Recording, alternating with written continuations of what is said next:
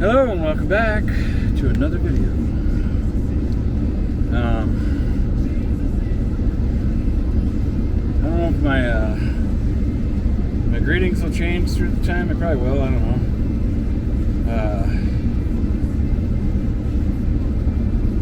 Oh dang it! Come on now. What's going on here?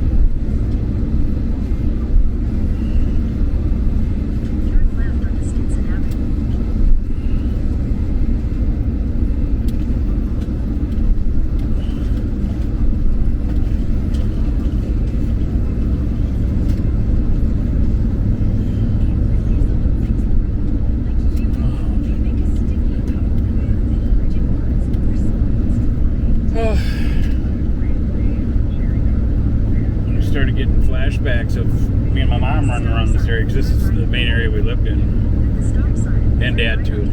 Like I said, in that house we drove by earlier. Of course, that was in the last video.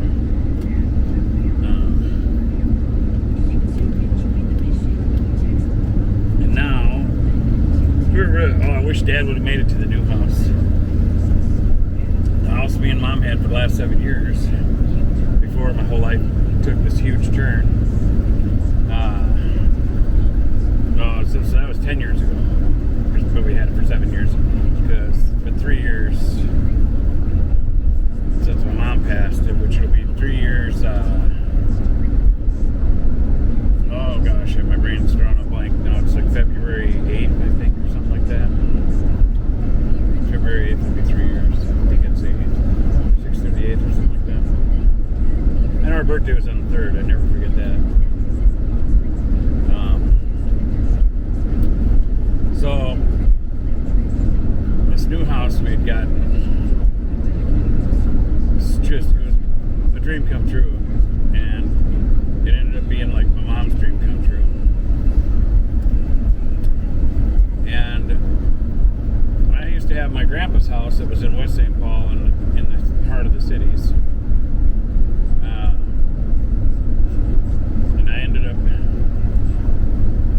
selling that house and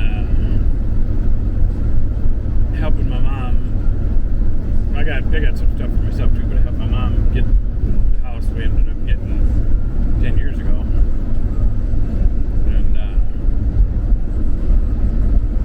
And I put so much in 7 years into that house just because I wanted my mom. It was the happiest I've ever seen my mom ever. I mean, she was just so happy. And she'd always been happy, in other ways, but this was a different kind of happy. She always wanted to have her own house that she could remodel or do what she wanted, and if she wanted to knock out a wall or something and redo it this way, she could do it without asking the landlord or being told no, she can't, And we had 9 acres, and the house was in the middle. It was wooded with trees, and we had two ponds, kind of, almost 3. It was just really beautiful property. I kind of hoped that I'd be able to finish my years there, but my brother kind of changed that.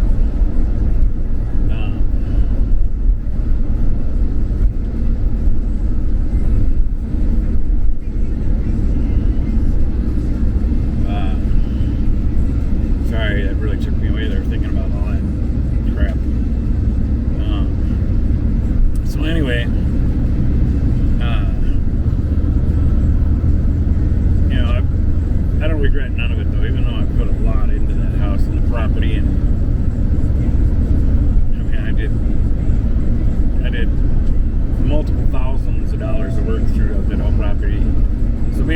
got it for $190,000 at the time, and it ended up selling for $400 and something.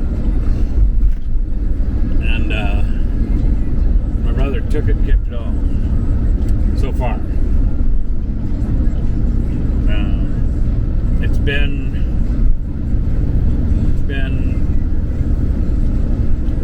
a couple years since the house sold. So, and I think because of the way my brother is, I think he's smart. I think he's smart and not smart. Part of it is just vindictiveness, is to want to punish me and make me have to come to him and all that kind of crap. I won't do it just because of how rotten he was with everything. I don't need that in my life, you know. I'm a good person, and I refuse to have that in my life. I tried for 50-some years to help him be better, you know. But anyway, oh, there's that word. So I can't wait till this is all done, you know. I mean, I haven't heard from that attorney in a while, so I got to call again. It's possible he spent it all up, you know. But I think, knowing my brother as well as I do, I think that it's more of a manipulation control thing for him. And I've seen him through the years. He can be a tightwad with money, super tightwad. And I can very easily see him holding it aside and to make my life miserable. And I'm sure he's shocked that I have not called him, you know, or tried getting in touch with him, you know, about, blah, blah, blah, or something, you know. That ain't me. I'd assume if I get nothing out of the deal, that'll suck, but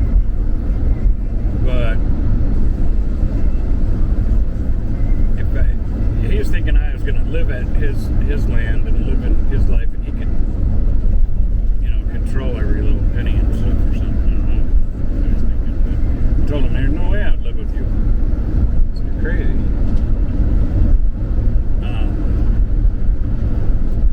So I could see him, you know, setting my half aside just to punish me and not let me have it, but then when the heat gets out and say, oh, well, I got his money right here. What he doesn't realize is that because the court awarded him as a representative, that he wasn't supposed to spend one penny of that until after the estate's been settled, all debts have been paid, and everything's been split. Well, he's already been spending it, so he's in felony violation. So we'll see how that goes. I don't know. I hope he's smart enough to hang on to my side. It'll make it easier for him, I guess. Easier for him with the Lord too. And I didn't press the issue so hard for a while because of my relationship with God. Even though he's being rotten, I didn't want to send him to jail. You know, even though I don't want nothing to do with him. I don't wish ill will on him. You know, I pray for him, and I pray that he'll become a better person and stuff. But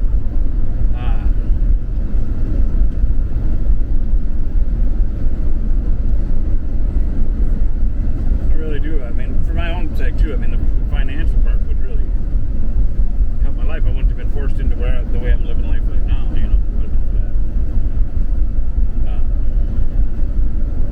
that. Actually, if he didn't do that, I would have probably already had the house that I dream about, because that's been vacant for almost 3 years or more.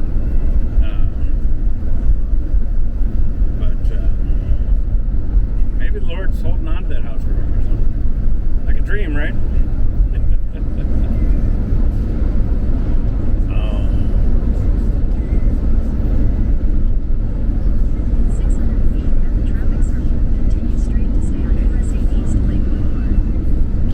Sure would be wonderful.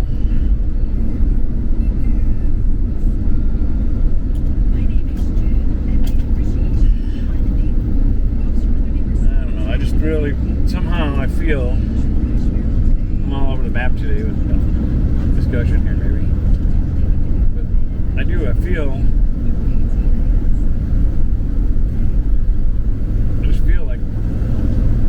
it's just around the corner, you know. It's just right ahead. You know, I don't know what it is, how it happens, but my faith tells me that it's going to happen. It's coming. Just keep doing what you're doing, Darren. You know, that's what God told me. Keep doing what you're doing. It's all going to work out. There'll be some bumps in the road, but it's all going to work out this time. That's what God told me.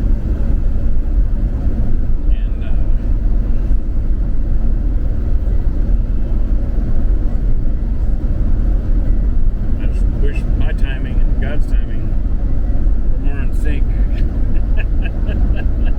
Like for my wants that I wish and want that it would already happen, or that it will happen today, tomorrow, you know. But and I know it don't work that way. And God has a reason. I know He does. There's a reason why it hasn't happened yet, and then there's a reason it all played out the way it has.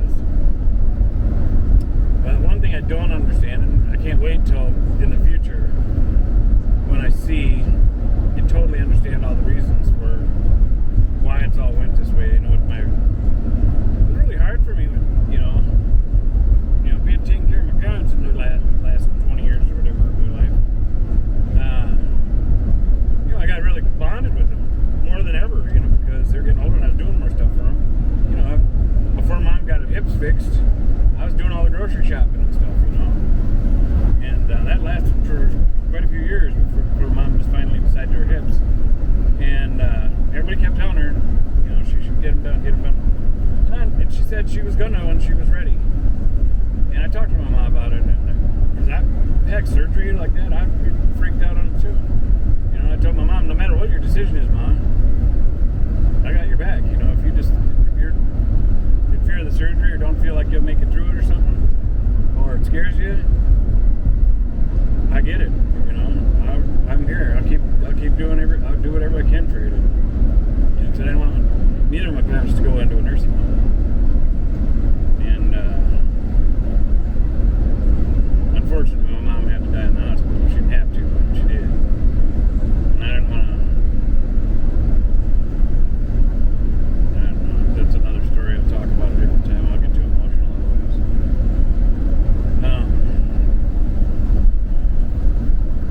So there's a reason for it all. Now, I always think the best of people.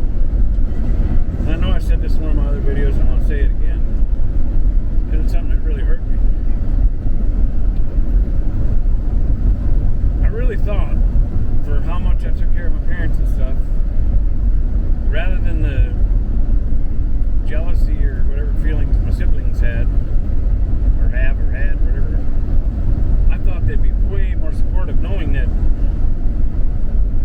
I was there day in and day out, taking care of Mom and Dad, and helping and help get that house, help do all the parking pads. I did all the remodeling, laying floors, putting in doing cabinets, putting appliances, you name it, man. I did so much stuff in that place. And I thought that when Mom passed, I thought my brothers and sisters would be more supportive there for me. Now, my youngest of my sisters, she was the most supportive in the beginning. And she was like, "No, this is your house. You should stay here." You know, and she said that. I told her Mom wanted it to be a 4-way split, unless I was in a position to be able to afford to keep the house and you know, pay you guys out or whatever, you know. But Mom wanted it to be a 4-way split between the two girls and me and my brother. And my younger sister, right away, she was like, "No, you should keep this house, and you can have my part," you know. And after she said that, the older of my sisters, I'm just saying that because I don't want to say their names, you know, made a mistake saying a name the other day. I don't think it's a huge deal because I didn't like to say their whole name and address and all that stuff. But it just kind of slipped out. And I didn't feel like editing. You know, it's the truth anyway. So, but anyway, so there's that work sneaking in on me. I really did, man. It really hurt my feelings, man. Because after my one sister said, "No, you should keep this. This is your house. This is your home," you know. I You did. I lived there for 7 years, doing it all. And then my other sister, after one said that, she said, me too, or whatever. So, but it didn't sound as earnest and genuine as my youngest sister. But I think she just kind of followed suit for appearance or something. Maybe, I don't know. Maybe I'm wrong. My gut feeling. Now, my brother, on the other hand, I knew he was going to be a rotten, nasty, whatever. And he didn't surprise me at all. Me and my mom worried about that. So me and my mom talked about it a lot. My mom talked about it to all her siblings, her brothers, sisters, and my cousins and everything. Everybody on my mom's side of the family knows the whole rundown of everything and what my mom thought and stuff, but she didn't have a will. And anyway, there's a bird. So yeah, it hurt a lot, man. To have everybody turn on me. And then my youngest sister, she was kind of there for me in the beginning of it all.